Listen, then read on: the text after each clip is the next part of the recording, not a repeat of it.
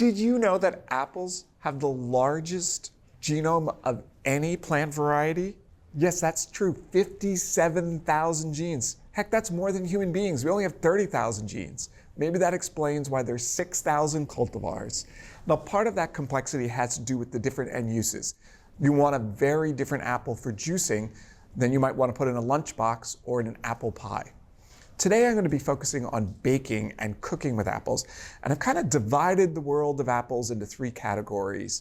The sort of firm, hold their shape apples, the fall apart apples, and the in-between apples. Now the thing that's probably the most important differentiator is how strong the pectin and the cell walls are in terms of holding their shape. And that has a lot to do with acidity, which brings me to Granny Smith. This is the most classic of the hold their shape apples because it's got so much acidity, and that acidity reinforces the pectin in the cell walls so that the apple, frankly, never collapses. You can cook a Granny Smith apple for a very long time. I find them actually a little bit on the dry side. I kind of prefer the pink ladies because they've got a little bit more juiciness, also a little bit of sweetness to balance out all of that tartness. If you're looking for a tart apple with a little bit of floralness, the Honeycrisp has those sort of flowery notes, but still makes a great choice for baking in a pie. In the middle here, I've got your fall apart apples. Now these are great for applesauce.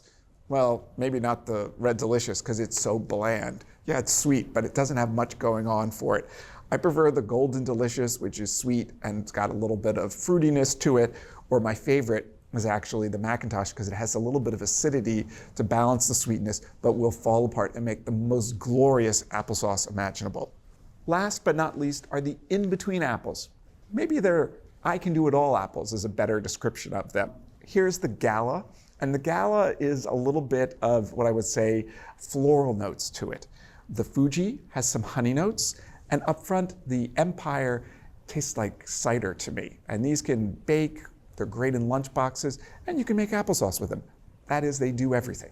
So there you have it. When you're baking with an apple, there's a right apple for every recipe. For full episodes of your favorite cooking shows, head over to ATK's Full Episodes channel on YouTube. You can stream complete seasons of America's Test Kitchen, Cook's Country, and more. See you there.